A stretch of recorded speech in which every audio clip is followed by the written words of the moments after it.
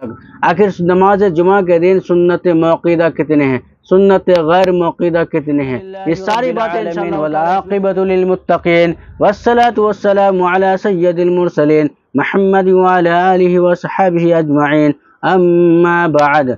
सदक़ल्लाहुल अज़ीम।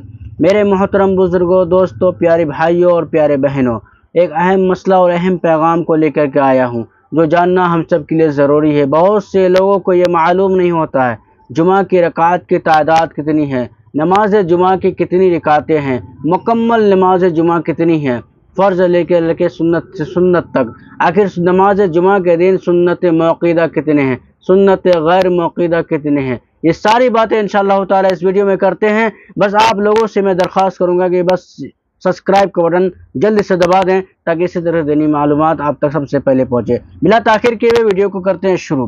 तो सबसे पहले मैं बताना चाहूँगा कि जुमा के दिन सुन्नत मौक़ूदा 4 रकात पहले है। फ़र्ज़ नमाज से पहले, जुमा की नमाज से पहले 4 रकात सुन्नत मौक़ूदा है, 2 रकात जुमा की नमाज है, उसके बाद 4 रकात फिर सुन्नत मौक़ूदा है और 2 रकात सुन्नत गैर मौक़ूदा है। इसी तरीके से 2 रकात नवाफिल है। कुल मिला के मुकम्मल हो गई 14 रकातें। ये था आपके आपके सवाल का जवाब। आप जिस वीडियो पे जिस तरह की वीडियोस आप देखना चाहते थे, आपको शायद मालूम हो गई होगी कि जुमा के दिन आपको 14 रकातें अदा करनी है। अगर आपके पास समय नहीं है तो कम से कम सुन्नत मौक़ूदा को अदा करते हुए ज़रूर जाएं। खैर, अपनी बात को, अपनी गुफ्तगू को यहीं ख़त्म करते हैं। किसी और वीडियोस के साथ मिलते हैं, तब तक के लिए अस्सलामु अलैकुम।